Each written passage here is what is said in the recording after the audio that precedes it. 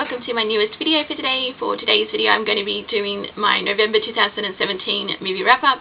These are the movies that I watched throughout the month of November, and for this month I did something a little bit different with how I sort of structured my movie watching, and that was for every film that I rewatched I made sure to watch a new to me film, and I really liked how that works. So I think like in the future this is going to sort of be my go-to like pattern, like how I want to watch my movies. So I'm just going to get straight into it because I've tried to film this a few times and yeah, it hasn't worked out so well, so I'm just going to try and quickly go through this. So to start off with, the first film that I watched in November was The Fellowship of the Ring, and this was sort of the start of my annual rewatch of the Lord of the Rings trilogy. These are some of the movies that I have to rewatch every year. I just love sort of revisiting them and going back to Middle-earth, and yeah, it's just, they're incredible films, and I'm sure everyone knows how amazing they are. So yeah, so basically from here I obviously finished the series, like the trilogy, so I gave all of the, like the Two Towers and Return of the King, I gave all of them 5 out of 5 stars. I just love them. So then the next film that I saw was Churchill, which I meant to see when it came out earlier this year, but for whatever reason I never got to the cinema. But yeah, because I quite like period dramas, and I'm sort of interested in this one because like I love like political dramas as well, and because obviously you've got the Darkest Hour that's coming out later this year with Gary Oldman. So but this was like the first of the 2 Churchill movies that came out. So this is Churchill with Brian Cox, and yeah, I thought it was actually pretty good. So this one is basically following Churchill in the lead up to D-Day, and he's basically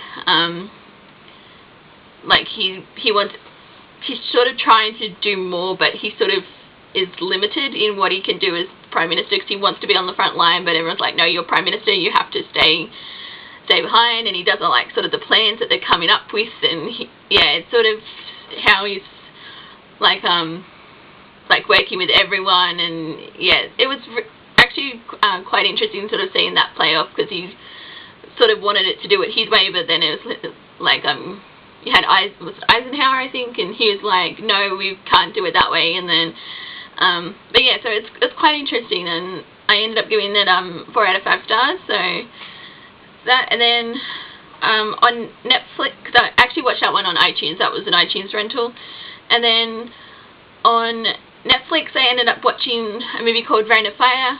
This came out in 2002, has Christian Bale in it. I've never really heard much about this film, but it sort of intrigued me because it's about dragons, and that was like the main reason that I wanted to watch it, because I was like, ooh, like, you know, dragon survivor story.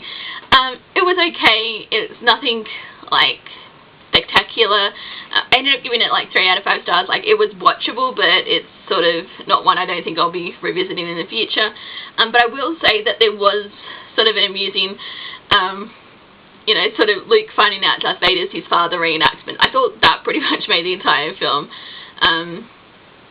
because that was sort of like their entertainment in the like they were recreating these scenes as plays, because obviously there's no like electronics and things like that, so they're sort of recreating old movies, and I did like that. So then on the 5th of November, of course, I rewatched V for Vendetta. Just, yeah, a really great film. I hadn't seen it for a couple of years, so sort of interesting going back, considering like, you know, all like our current political like landscape. So it's always sort of, yeah, an interesting like film to sort of go back to, and kind of scary considering the path we seem to be going on. But anyway, I gave V for Vendetta 4.5 out of 5 stars. Then I watched Murder on the Orient Express. This was obviously you saw this at the cinema.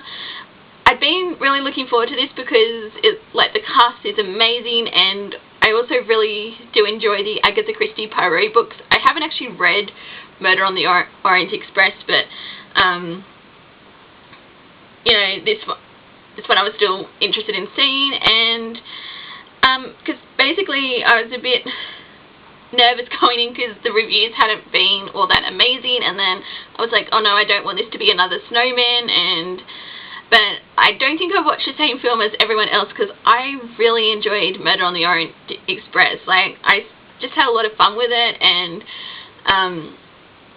yeah, it's just, I thought it was really well acted, and the suspense was kept up through the film, and I actually guessed like the plot at like the twist at the end, like probably 5 minutes before Poirot actually got everyone together to say who done it, and I never guessed. It's basically like I've always tried to figure out who did it, like in the books, and then I'm usually nowhere near what the actual truth is. But anyways, but I still, yeah, as I said, really quite enjoyed it. I gave this one 4 out of 5 stars, and then I rewatched The Hitchhiker's Guide to the Galaxy because I hadn't seen this movie for a while. It's not the greatest adaptation of the series, because I'm a big fan of the book. It's one of my favorites, and while it does sort of capture the charm and the humor of that book, it's still like it sort of goes off on its own direction a bit, because it doesn't, I mean, you've got the key plot points, but yeah, they sort of added in their own twists on it, and it was okay for like what it is and that, but I hadn't seen it for like 5 years, so I thought I'd rewatch it, and yeah, so I gave it 3.5 out of 5 stars. Then and I ended up watching on iTunes The Shack, which I haven't read the book because it's not really a book that interests me, and even though I must admit the movie isn't sort of one that I would normally go out and see either, because it is a religious film and I'm not like very religious. So yeah, it was sort of an interesting movie. It's sort of like how because the man, he sort of suffers, his family suffers a tragedy, and then it's sort of basically he's trying to work out his like relationship with God, and because he ends up getting invited to this shack, and like title of the film, and yeah, it sort of goes from there, because he's sort of dealing with his grief, and like his faith's sort of at like a crossroads, and I'm quite it's sort of not a film to enjoy, but I thought it was quite well done, and yeah, like I think I got more out of it than what I was sort of expecting to, so I ended up giving it 3.5 out of 5 stars. Like, I would rewatch it again. So yeah, so then I rewatched Inside Out. I was just in the mood randomly to watch it, and yeah, this film's still great. It's just yeah, one of my favorite recent Pixar films. I just love it. It's yeah, it's sort of like, I love just, yeah, the different emotions, and sort of, trying to figure out your journey, and like your purpose in life, and then it's I think it also has a really good message as well. Like, sometimes it's okay to sort of let out your emotions. Like, you don't have to keep them all bottled inside. I thought that was quite a good message for the film. So, and then I watched 9, which it's the animated film 9. I thought this was, because I've been sort of seeing this around since basically about the time I joined YouTube, and I've sort of been curious, because it sort of has an interesting sort of cover with, like, the post-apocalyptic cover, and I thought it was an okay animated film. It was basically like, I thought it was quite an interesting like juxtaposition, where you had the animated objects sort of be, I guess, more alive, and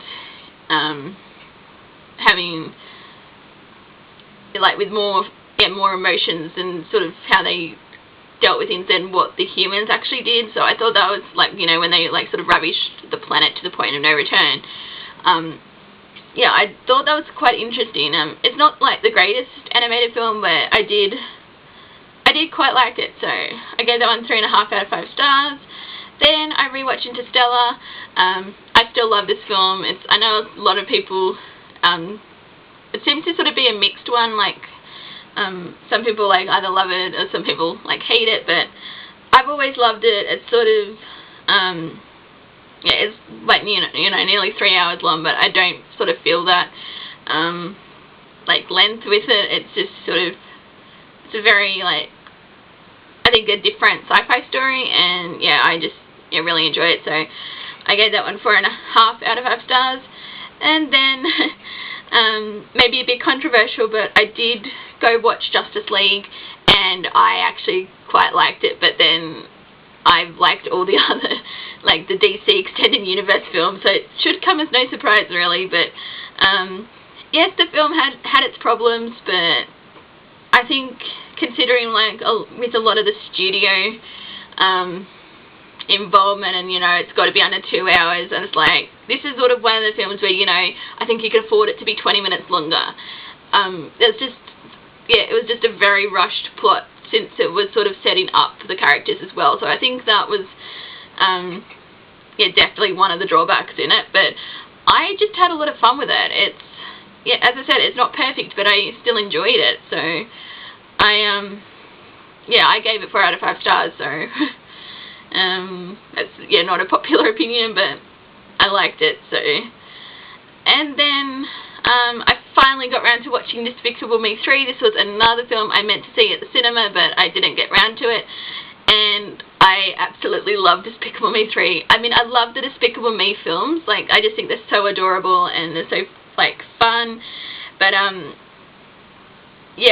didn't expect to love this one as much as I did, because my favourite one of the films is just Despicable Me. Like, I think the first film is just so great, and then I do enjoy the second one, but I think now, having watched the third one, this is my second favourite. So it was just so much fun. I loved the plot with what's his name? Gru.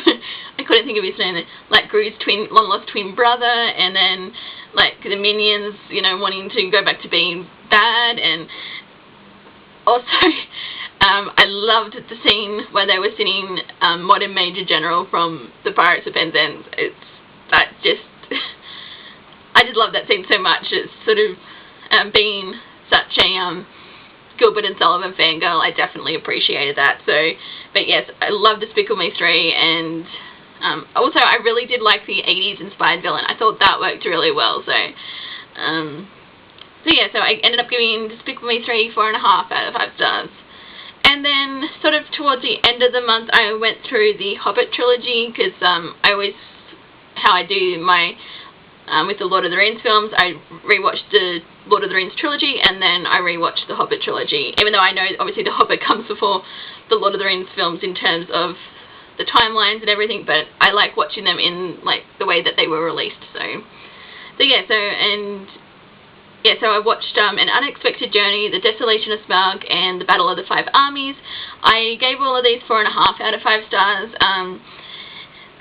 To me, I do really enjoy these films, but I think, they're not quite up to the level that the Lord of the Rings ones were. So, but I still enjoy watching them, and and I think they're still like, as I said, really good films. But so that was that one. And then I watched Rush, which came out a few years ago, because I was interested in seeing this one because of Chris Hemsworth. But I don't know anything about really anything about V8 racing, all that. But it was a decent, like, sports drama biography type film.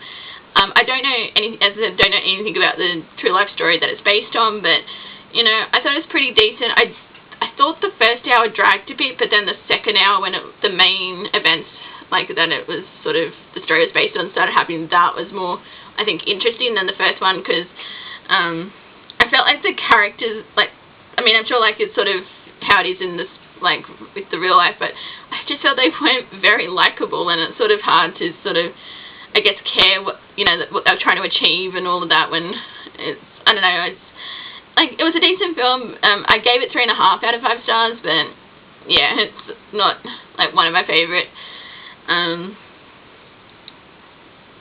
guess,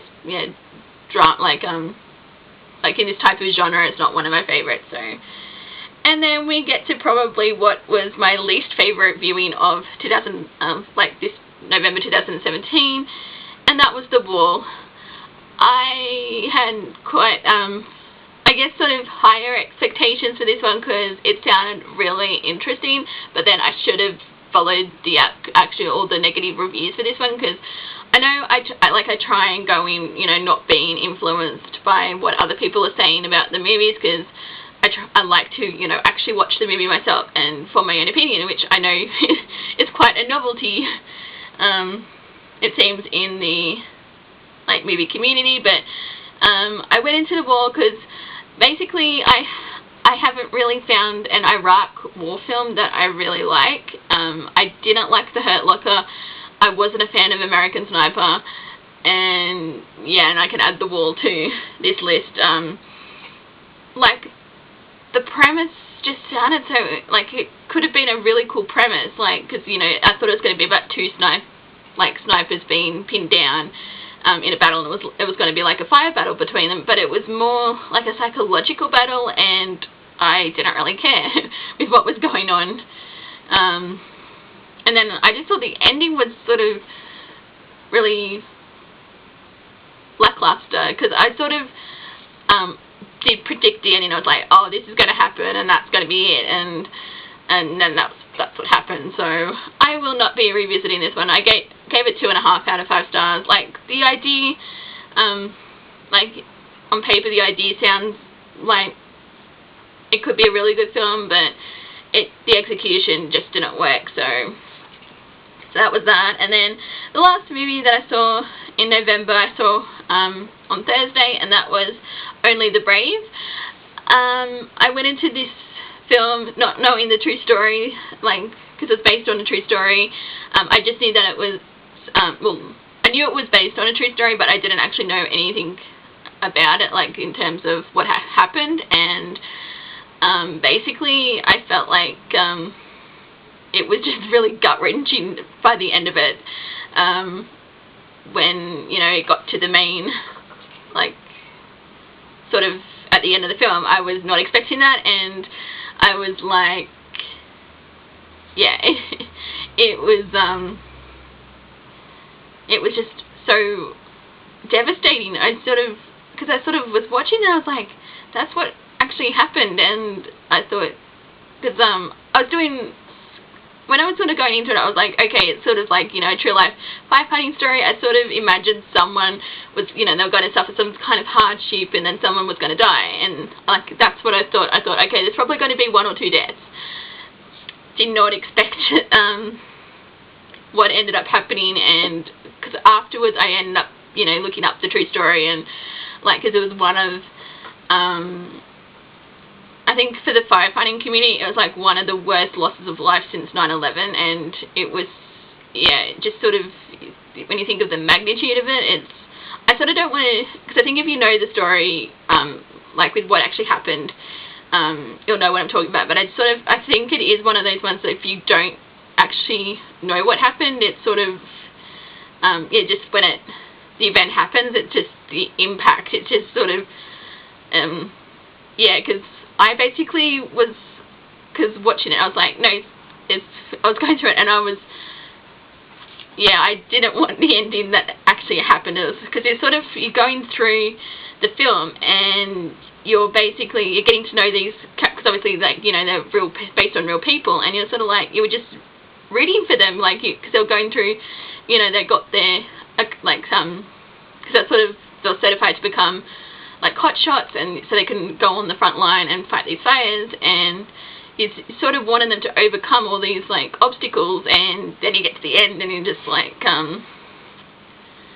yeah, it was quite a sort of, after, because that's sort of where the film ends, it sort of goes to that point, and then you're just sort of okay, and then, but yeah, I was okay up until the point when you sort of realised what happened to the men, and then when their families sort of realised that too, that was when I lost it. But it was, I thought they did a really beautiful tribute to the men who did lose their lives, but yeah, I can sort of see why people wouldn't have gone out necessarily to see it, because especially since the US is sort of just, I think, I'm pretty sure, yeah, they're still, they're just recovering from one of their worst wildfire seasons, and also it only happened 4 years ago, so I'm sort of surprised that they've already, they did a movie about it. I mean, it was really, well acted, and,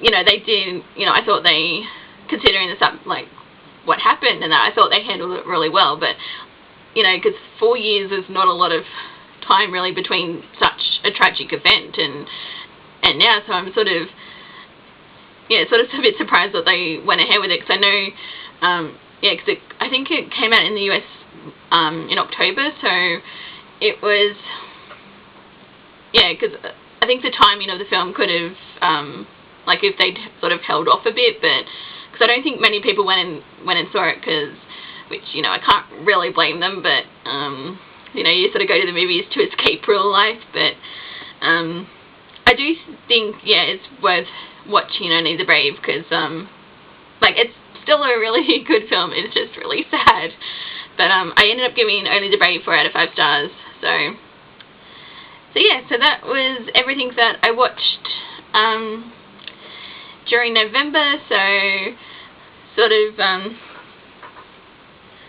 yeah, sort of had a pretty decent, with the first time viewings, I thought,